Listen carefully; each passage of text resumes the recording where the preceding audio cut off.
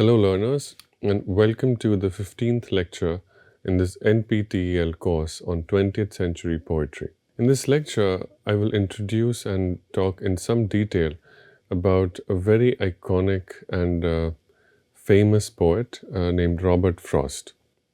I think it is safe to say that Robert Frost is something of an American sage.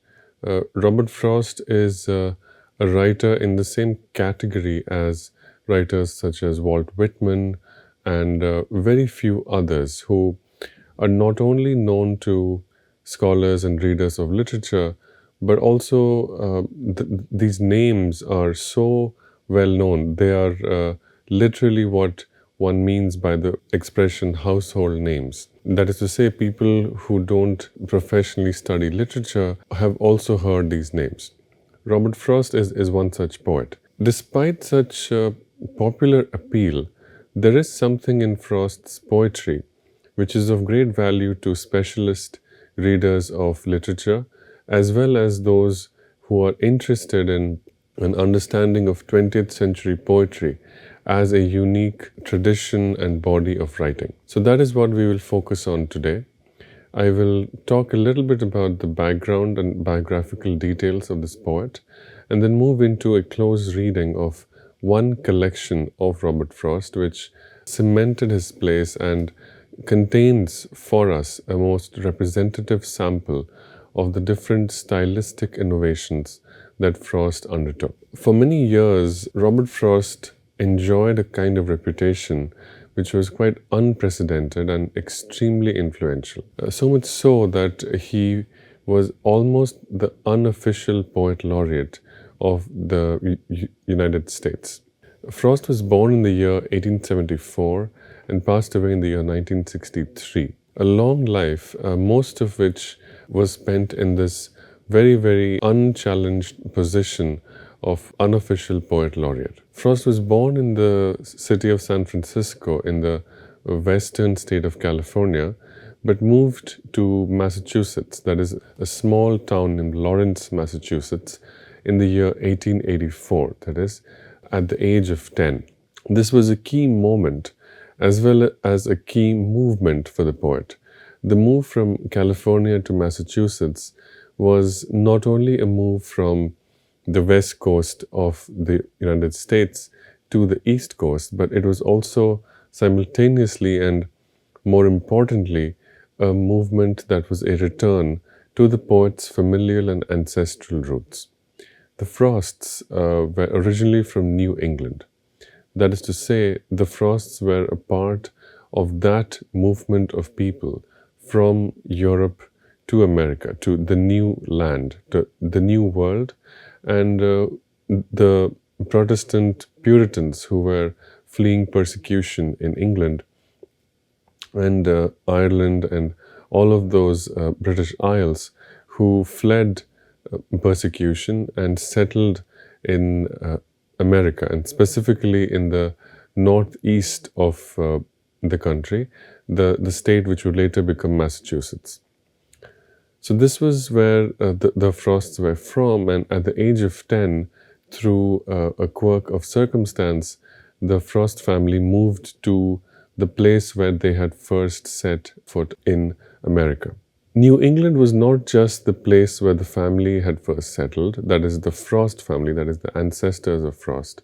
New England also became extremely important for Robert Frost, the individual poet. An engagement with the geography, the culture, as well as the spiritual identity of New England would come to define Robert Frost as a poet, and specifically an American poet. To continue with the biographical details of the individual poet for some more time, Frost graduated from high school in the year 1892 from the institution named Lawrence High School. Among the honors that he enjoyed were that he was the class poet and also co-valedictorian.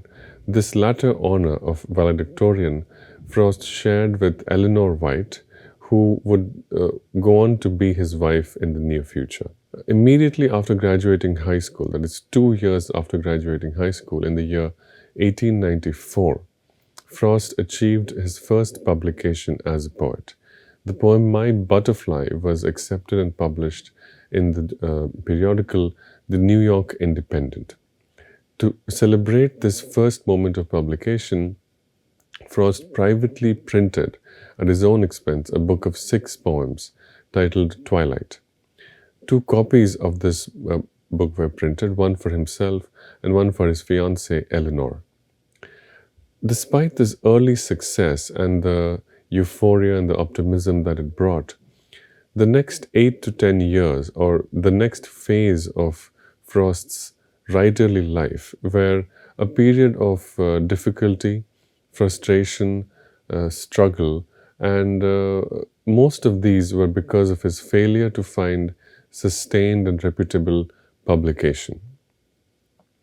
While he continued his education and attended prestigious colleges at Dartmouth and Harvard, and also began to make a living as a teacher, he failed to find publication. He also remained a laborer and continued to derive a lot of sustenance, both economic value as well as meaning for his labor and his life from the act of working full-time as a farmer.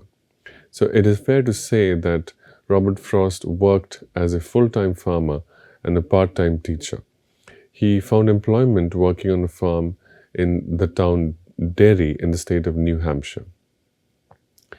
New Hampshire, like Massachusetts, is another state in the northeast of the United States, and the name New Hampshire follows the same logic that the phrase New England has. That is, these are spaces that were settled by European settlers, and so instead of finding new names or coining new words, they used names that were familiar to them from Europe.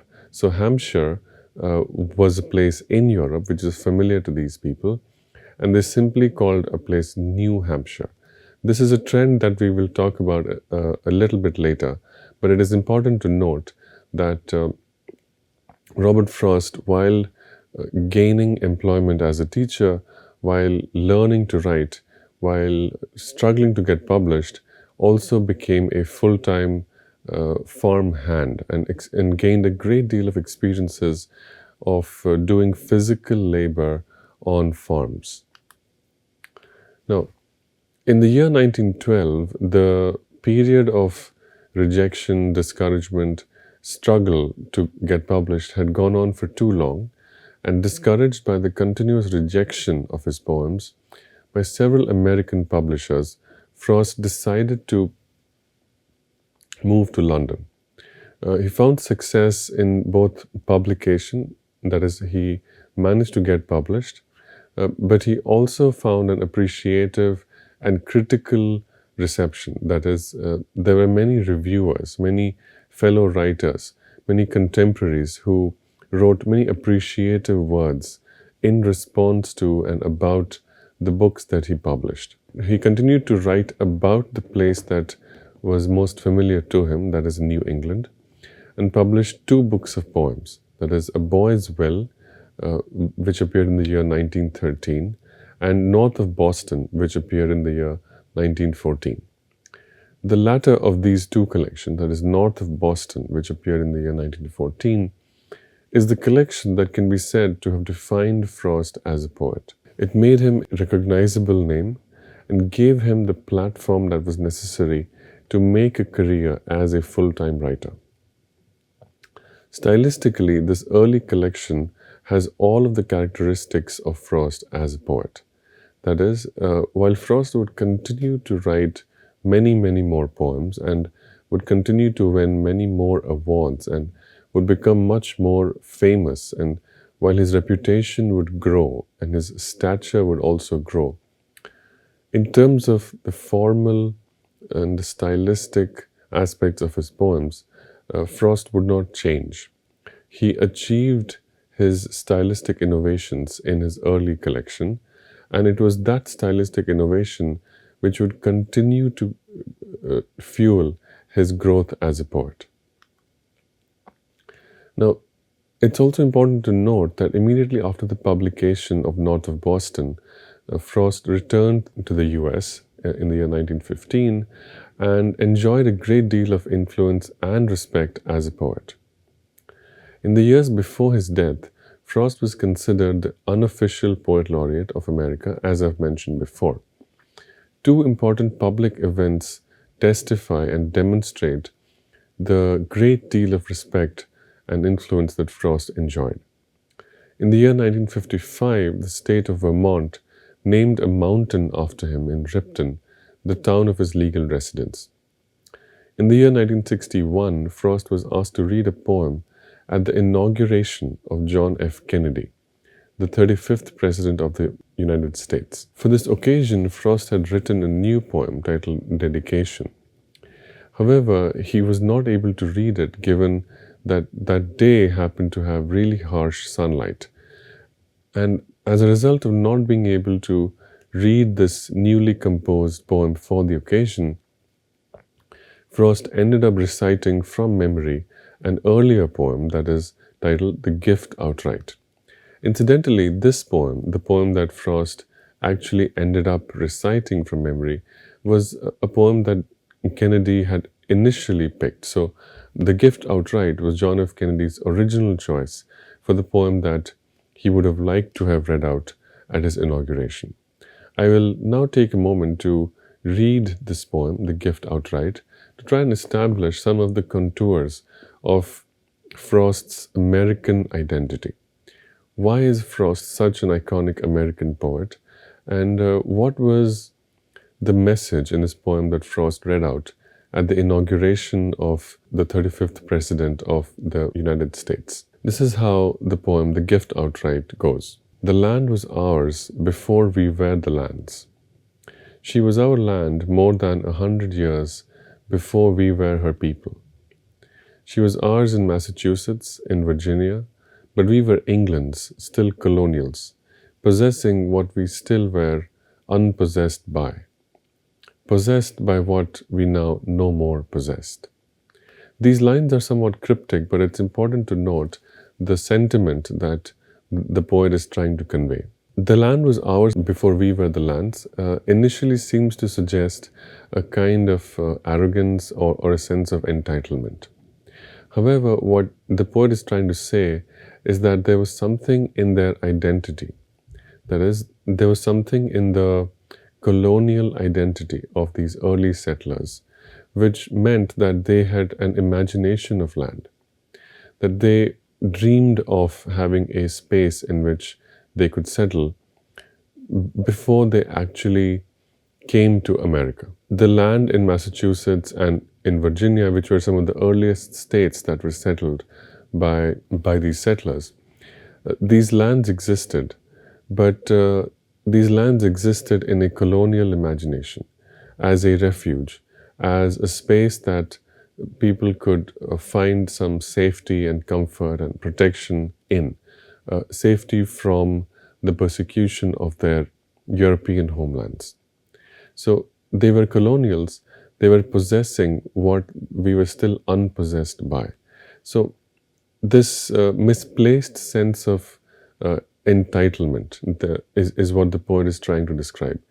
These persecuted people felt that it was their destiny, that it was their religious destiny, their manifest destiny, that they would find a space in which they could be safe, that God or religion had ordained such a space for them.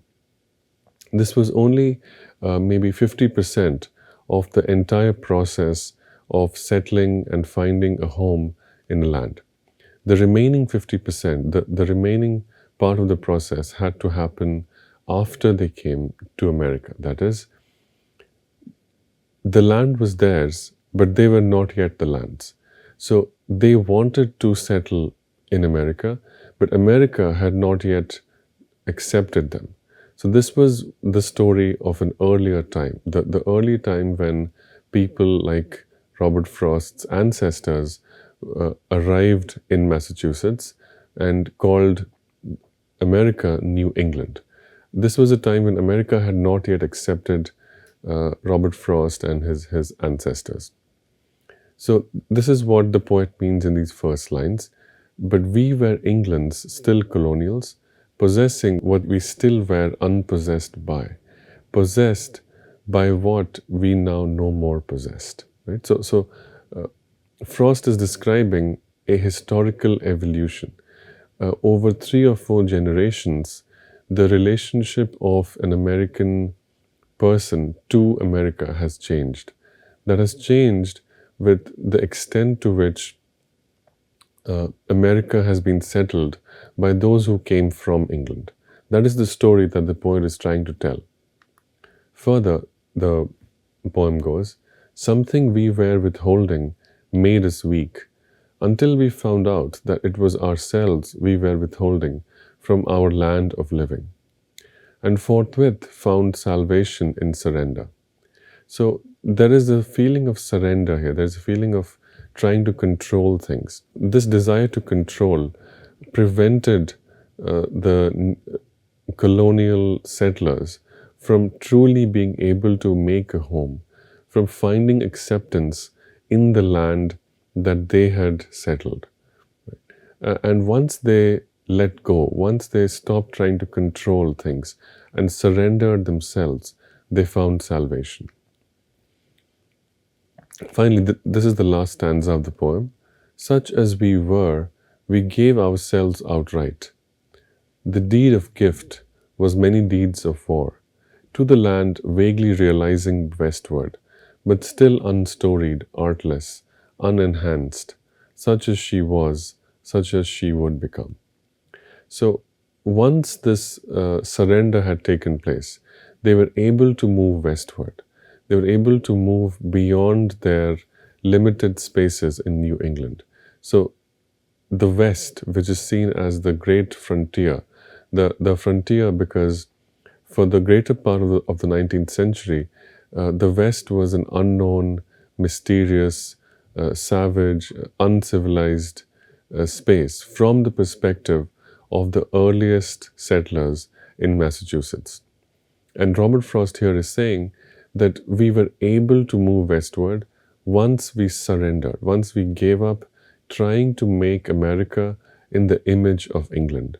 Once we decided that America was America and England was England, we were able to find acceptance in this land. And we were able to find acceptance and gain acceptance from the land as opposed to simply owning the land. So this is what the first line is trying to say, that the land was ours before we were the lands. But now, in the present, they are the lands, and the land is no longer theirs. So the power dynamic has changed. Earlier, people from England came, tried to conquer America. Now the dynamic is no longer that of domination. Now the dynamic is one of acceptance. So this is a brief hint, a brief idea of how Robert Frost describes the relationship that settlers from England would come to have to the space in America. This is in the 60s, of course, and the poem that we are discussing, or we will discuss, was written much earlier. The poems that we will discuss today were published in the 1914 collection, North of Boston. Both the 1913 collection, A Boy's Will, and the next year's collection, North of Boston, were received very favorably. And the usual suspects of modernism, that is Ezra Pound and Amy Lowell, appropriated these poems to their own modernist agenda of imagistic and very, very precise poetic language. Ezra Pound wrote in an early review of A Boy's Will that this collection, and I quote Pound now, has the tang of the New Hampshire woods, and it has just this utter sincerity. It is not post-Miltonic or post-Swinburnian or post-Kiplonian. This man, that is, Robert Frost, has the good sense to speak naturally and to paint the thing as he sees it. So Pound's justification for praising Robert Frost is that Robert Frost gives up traditional poetic languages, describes the world he knows, that is the New Hampshire woods, which is where Frost had been working in a farm, and expresses those truths, those insights, in the language that is used by common people, everyday speech. So, speak naturally, paint the thing as he sees it. So, already Pound is appropriating Robert Frost's New England landscape to the imagistic style of writing poetry, which people like T.S. Eliot, Ezra Pound, and others had been campaigning for and writing about in England. Another contemporary review from Amy Lowell also praised Robert Frost. Amy Lowell wrote, "He, that is Robert Frost, writes in classic meters in a way to set the teeth of all the poets of the older schools on edge. And he writes in classic meters and uses inversions and cliches whenever he pleases, those devices so abhorred by the newest generation. He goes his own way, regardless of anyone else's rules. And the result is a book of unusual power and sincerity." Sincerity, power, disregarding the rules set by earlier poets, these are some of the key themes in what these two contemporary poets, Amy Lowell and Ezra Pound, find very persuasive and worth recommending in Robert Frost's poetry. It's important to note that like Yeats, that is William Butler Yeats, Thomas Hardy, and several others of his time and age, Robert Frost too represents the transition from 19th and 18th century poetry to modernism and what we understand as the defining parameters of 20th century poetry. Frost also uses an important Victorian-era poetic form, that is, the dramatic monologue. The very first poem in North of Boston gives us a sense of these qualities. There is common everyday speech. There is a dramatic context, that is, there are two people who are having a dialogue. There are different worldviews that are in a sort of conflict. And the description of that conflict, the dialogue and the difference between these two worldviews, gives the poet an opportunity to produce a powerful poetic insight. I'm now going to read this first poem in North of Boston, that is, Mending Wall. Something there is that doesn't love a wall, that sends the frozen groundswell under it, and spills the upper boulders in the sun, and makes gaps even two can pass abreast. The work of hunters is another thing. I have come after them and made repair, where they have left not one stone on a stone. But they would have the rabbit out of hiding, to please the yelping dogs. The gaps, I mean. No one has seen them made or heard them made, but at spring mending time, we find them there. I let my neighbor know beyond the hill, and on a day we meet to walk the line and set the wall between us once again. We keep the wall between us as we go, to each the boulders that have fallen to each. And some are loaves and some so nearly balls, we have to use a spell to make them balance. Stay where you are until our backs are turned. We wear our fingers rough with handling them. Oh, just another kind of outdoor game, one on a side. It comes to little more. There where it is, we do not need the wall. He's all pine and I'm apple orchard. My apple trees will never get across and eat the cones under his pines, I tell him. He only says, good fences make good neighbors. Spring is the mischief in me, and I wonder if I could put a notion in his head. Why do they make good neighbors? Isn't it where there are cows? But here there are no cows. Before I built a wall, I'd ask to know what I was walling in or walling out, and to whom I would like to give offense. Something there is that doesn't love a wall, that wants it down. I could say elves to him, but it's not elves exactly, and I'd rather he'd say it for himself. I see him there bringing a stone grasped firmly by the top, in each hand, like an old stone savage armed. He moves in darkness, as it seems to me, not of woods only and the shade of trees. He will not go behind his father's saying, and he likes having thought of it so well. He says again, good fences make good neighbors. And that's the end of the poem. Let us try and briefly summarize exactly what is happening in this poem. The poem, titled Mending a Wall, is about the narrator or the poetic persona remembering an experience. It's an experience that the poet seems to have on a frequent, periodic basis. That is, the poet and his neighbor are both owners or caretakers or proprietors of farms. And the wall between their respective properties keeps getting broken down. It keeps getting damaged, and they have to periodically put the stones together. But they know that whatever they do, the wall will be broken down again. There are many reasons for why the walls are broken down. There are hunters and there are animals who chase other animals.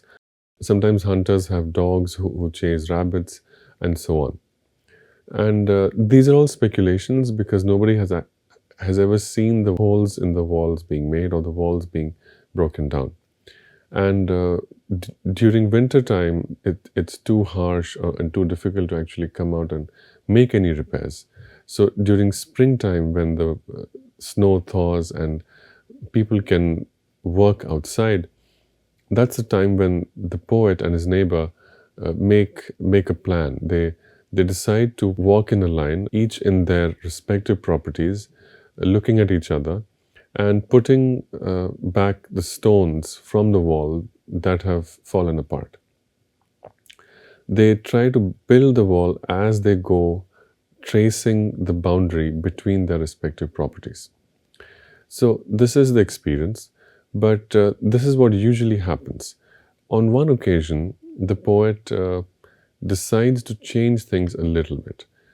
The poet hears a comment from his neighbor saying, "Good fences make good neighbors." And this can only mean a very good-natured, friendly, well-wishing activity. The neighbor might be simply trying to make their time together more tolerable. The two men don't have a choice. They have to go through this activity. They have to look at each other, be with each other, spend time together, putting stones back into the wall. And it's a very difficult task because some stones don't even stay for too long. And so the narrator makes a joke that he has to use a spell to make them balance, that he has to tell the stones, stay where you are until our backs are turned, and so on. So it's not a very pleasant task, and yet it's an unavoidable task. And the neighbor seems to want to make the most of their time together by saying, "Good fences make good neighbors," because at least while being forced to undertake this activity, the two men get to see each other, get to know each other, get to spend time together. In response, however, the narrator makes mischief. The narrator says, "Why should I simply accept this statement that good fences make good neighbors?" And it's not that the narrator is on an intellectual quest, but the narrator is simply curious to understand why is it that good fences make good neighbors. And he tries to get a material reason for that. And his only speculation is it would work in case both owned cows.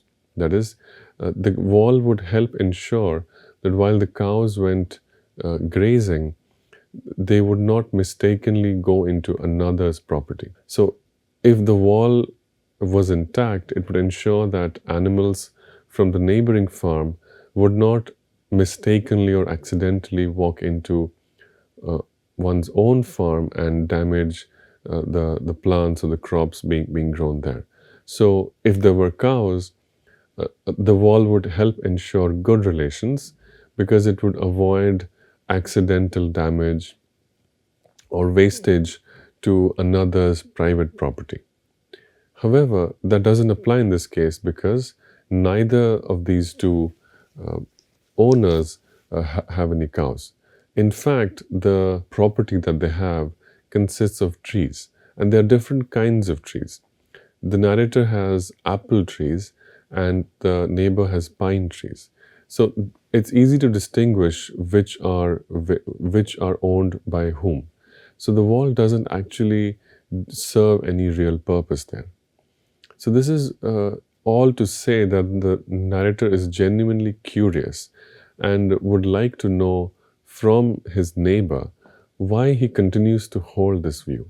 The neighbor, however, is not interested in pursuing this intellectual inquiry. Instead, the neighbor continues to do the work in a very mechanical manner. That is, he continues to bring stones grasped firmly by the top in each hand, and the narrator uses this expression like an old stone savage armed. Right? So, savage, there is no desire to think about what one is doing and to simply continue repeating what one is doing because someone else has said. And who is this someone else? The neighbor's father might have said that good fences make good neighbors. The poem ends there, giving us a sense of the strangeness of this encounter. There is no resolution here. The narrator has a question. The question remains unanswered. The narrator observes his neighbor being a bit rigid, refusing to have an open mind, continues to repeat activities without thinking the purpose or the meaning of those activities. And yet this observation also is not resolved in any way.